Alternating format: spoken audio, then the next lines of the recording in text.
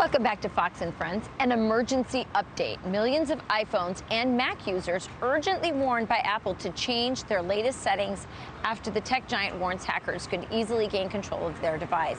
Here to break it all down is the Cyberguy Kurt Knutson. Kurt, I woke up to this headline on the top of my news, and I immediately turned over to show. I'm like, our phones are going to get hacked. So what do we do? Well, that very well could happen. Rachel, good morning to you.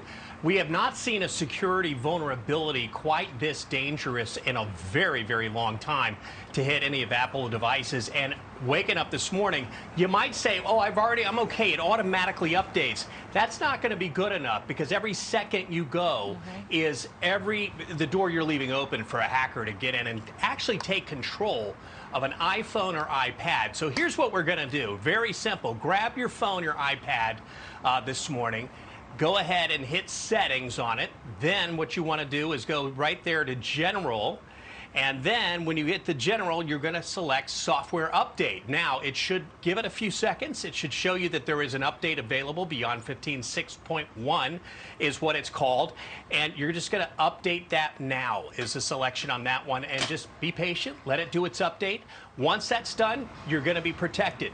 The question is, why are we doing this so frequently? Why are these downloads happening so frequently? It is not your imagination. Apple devices have come under greater attack, and greater vulnerabilities are being discovered inside of them. So that leaves you with that gap from when this was discovered to when they actually get a patch for it to fix it. Oftentimes weeks, if not a couple of months between those times.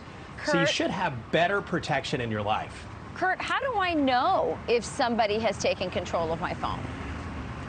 That's the biggest problem, is you never really can tell unless something very obvious starts happening with your phone, such as a slowdown that seems really unusual, or it's really, really slow to start up. Resetting the phone could solve it sometimes, but not with regard to this kind of malicious attack where they could get in and then have the ability to execute a program inside your phone. In other words, control your phone.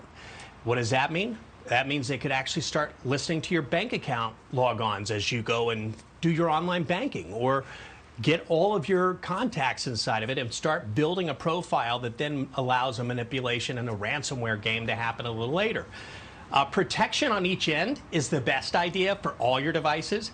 At cyberguy.com, Rachel, as you know, we did the whole 2002 review of the best antivirus protection for your devices. You'll see it all right there. A couple years ago, I wouldn't have said, hey, you got to have this kind of protection. I just live with it now. It's just a standard. The threats are that great at this point. Yeah. Well, I love the technology, but I do miss the kind of privacy we used to have pre-technology. But you give us a lot of good advice. Rotary dial. Yeah, I know. Listen, it was only my mom on the other end.